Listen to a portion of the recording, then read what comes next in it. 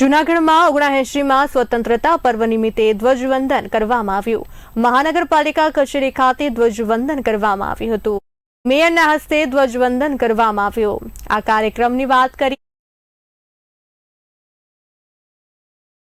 કર્મચારીઓ પણ મોટી સંખ્યામાં ઉપસ્થિત રહ્યા હતા। સાથે મેયર દ્વારા શહેરીજનોને સ્વતંત્રતા દિવસની શુભેચ્છાઓ પણ પાઠવવામાં આવી હતી।